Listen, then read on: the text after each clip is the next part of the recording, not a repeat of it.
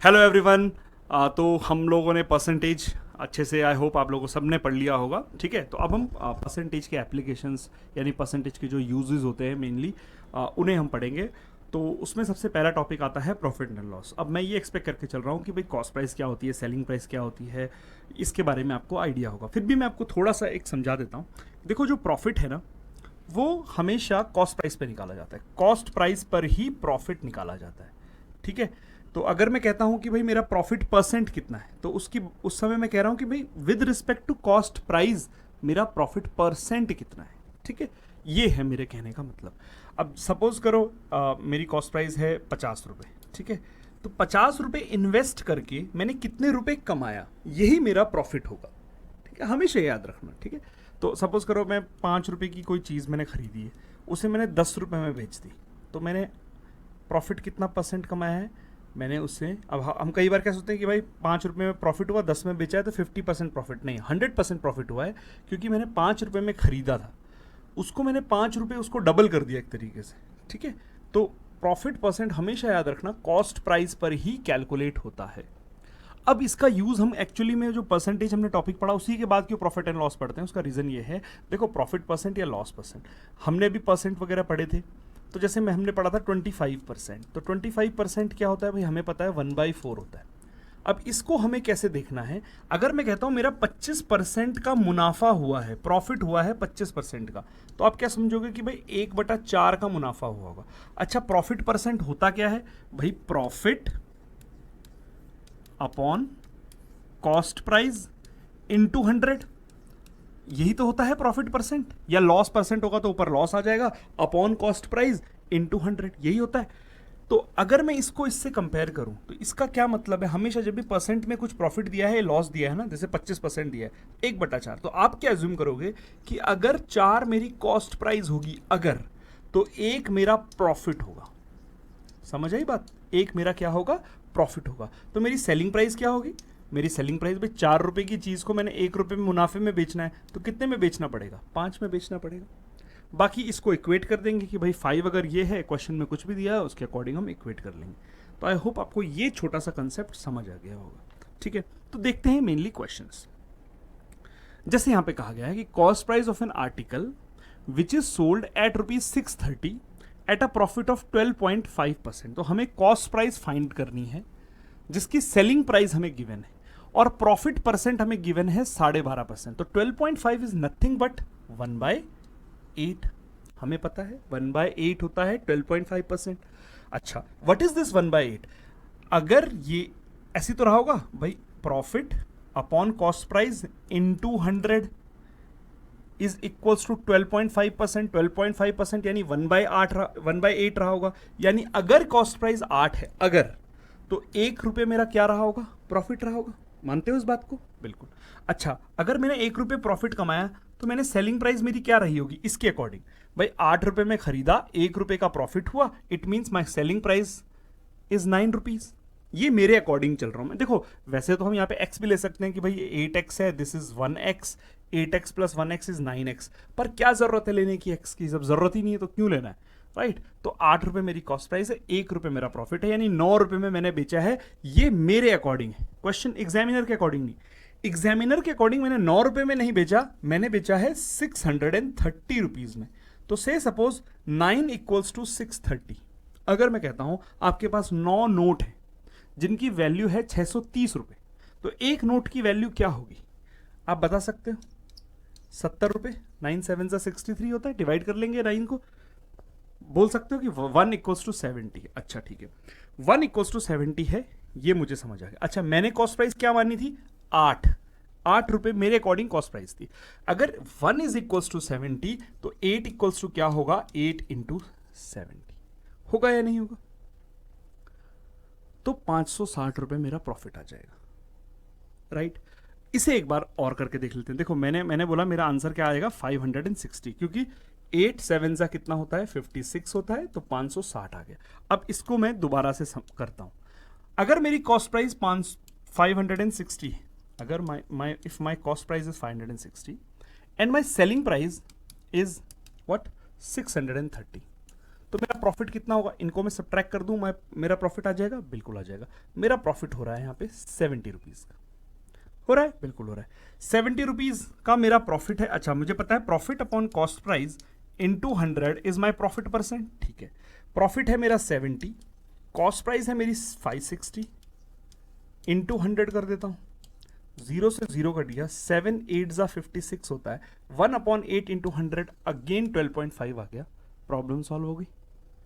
यानी हम बिल्कुल सही, समझ आई बात। चलो एक और क्वेश्चन देख लेते हैं इसी टाइप का कि फाइंड द कॉस्ट प्राइस। जब बोला है कि प्रॉफिट परसेंट है 16 2/3%, हमें पता है 16 2/3% कितना होता है, 1/6 होता है। तो यानी 6 रुपये अगर मेरी कॉस्ट प्राइस रही होगी तो 1 रुपये मेरा क्या रहा होगा, प्रॉफिट रहा होगा, यस और नो, यस बिल्कुल रहा होगा profit. 6 rupees is my cost price and 1 is my profit, it means my selling price is cost price plus profit which is equal to 7। मेरे अकॉर्डिंग मेरी सेलिंग प्राइस 7 है, but examiner के according मेरी selling price है 1470, yes. तो 7 is equal to 1470, तो 1 is equal to कितना आ गया, 210, 210 रुपए, एक बराबर 210। अच्छा, मैंने कॉस्ट प्राइस क्या एज्यूम की थी, 6। If 1 equals to 210 then 6 is equals to 6 into 210 which is equals to 1260। इसका मतलब है 1260 में मैंने उसे खरीदा होगा। माई cost price is 1260। I hope आपको ये समझ आया होगा अच्छे से। तो एक और क्वेश्चन देखते हैं। A shopkeeper sells his goods at 8 1/3% profit on selling price. देखो अब आप बोलोगे कि सर आपने तो कहा था कि भाई कॉस्ट प्राइस पे ही लिया जाता है प्रॉफिट, बट यहां तो बोला है सेलिंग प्राइस में, तो उससे मिस्टेक हो गई ना, शॉपकीपर से मिस्टेक हो गई, उसने गलती से सेलिंग प्राइस पर कैलकुलेट कर लिया अपना प्रॉफिट परसेंट। हमें बोला है कि उसका एक्चुअल प्रॉफिट परसेंट क्या है वो बताओ।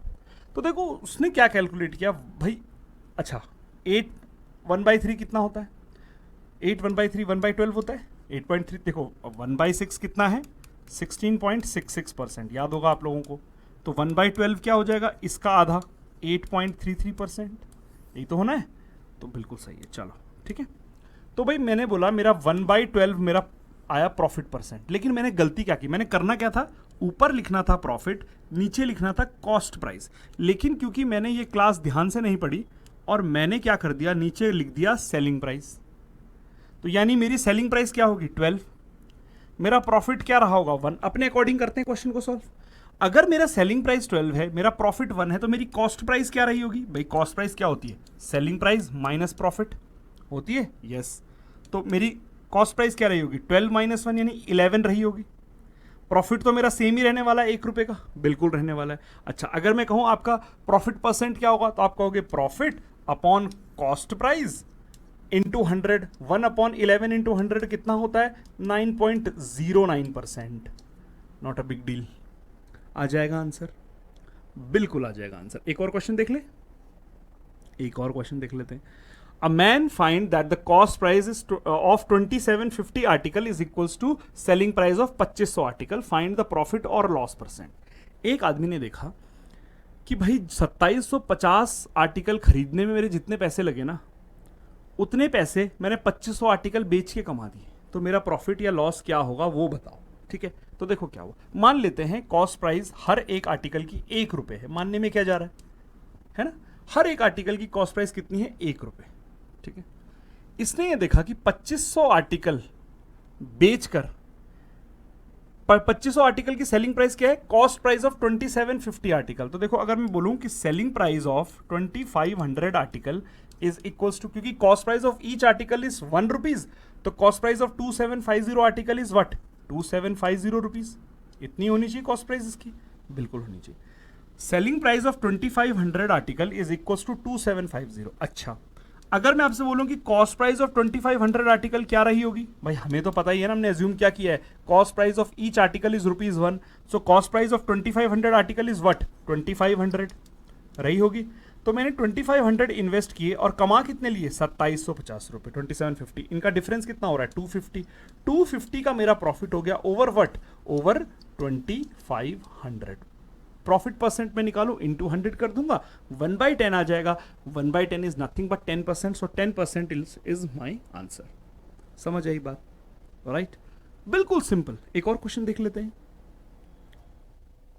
After selling 72 article a boy earn a profit of selling price of 9। अब देखो सेम क्वेश्चन है, लेकिन वहां पर पहले क्या कर रहे थे हम, प्रॉफिट कमा रहे थे कॉस्ट प्राइस पर। मतलब ये देखो पहले वाले क्वेश्चन में क्या दिया हुआ था कि आफ्टर सेलिंग 2500 आर्टिकल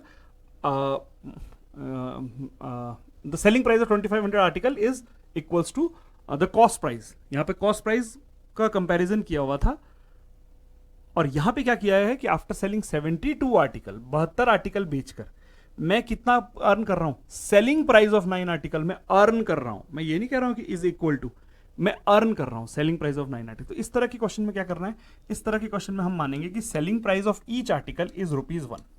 मान लेते हैं हर आर्टिकल की जो सेलिंग प्राइस है वो कितनी है, 1 है। ठीक है, तो बच्चे एक बात बताओ, 72 आर्टिकल की सेलिंग प्राइस कितनी रही होगी भाई, 72 रही होगी।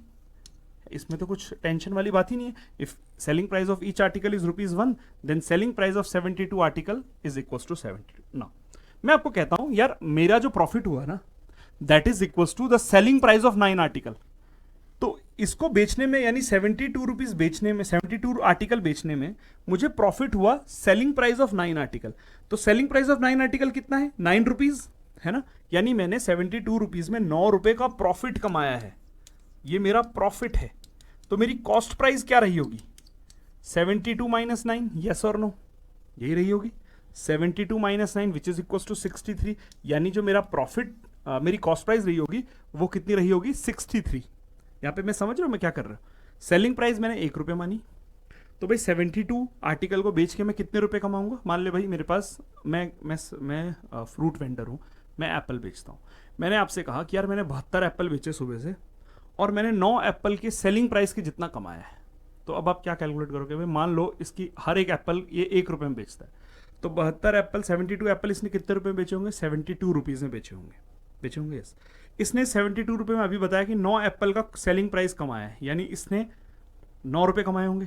ठीक है, यानी इसने खरीदा कितने में होगा, 63 में, 72 माइनस 9 दैट इज 63। तो इसका प्रॉफिट परसेंट क्या होगा, profit percent is nothing but profit upon cost price into 100। तो 9 7 63, 1/7 into 100 is nothing but 14.28% answer आ गया। समझ आई बात, ठीक है ठीक है। तो आई होप आपको ये क्वेश्चन समझ आए होंगे। इस तरह के कुछ और क्वेश्चन हम नेक्स्ट वीडियो में करेंगे। Till then, thank you very much.